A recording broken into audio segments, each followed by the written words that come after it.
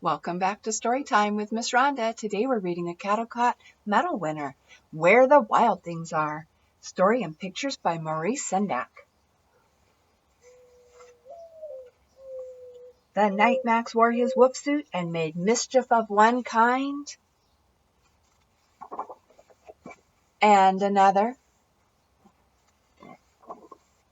His mother called him Wild Thing, and Max said, "I'll eat you up."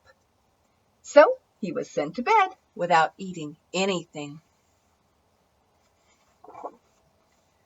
That very night in Max's room, a forest grew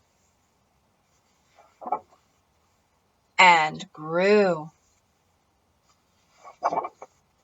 and grew until his ceiling hung with vines and the walls became the world all around. And an ocean tumbled by with a private boat for Max, and he sailed off through the night and day. And in and out of weeks and almost over a year to where the wild things are. And when he came to the place where the wild things are, they roared their terrible roars, and they gnashed their terrible teeth, and rolled their terrible eyes, and showed their terrible claws. Till Max said, "Be still," and tamed them with the magic trick of staring into all their yellow eyes without blinking once, and they were frightened and called him the most wild thing of all.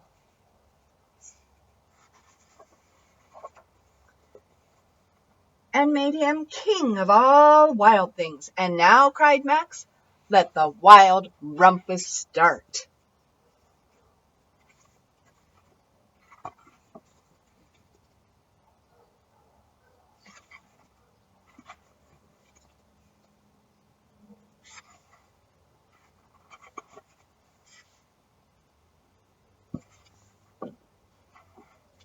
Now stop, Max said, and sent the wild things off to bed without their supper.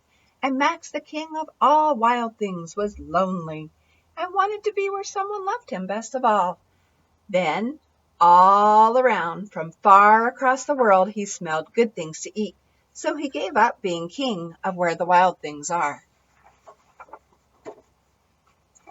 But the wild things cried, "Oh, please don't go. We'll eat you up, we love you so." And Max said, "No." The wild things roared their terrible roars, and gnashed their terrible teeth, and rolled their terrible eyes, and showed their terrible claws. But Max stepped into his private boat and waved goodbye.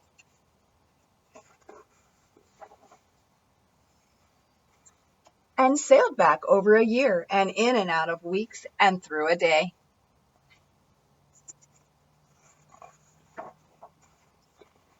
And into the night of his very own room, where he found his supper waiting for him.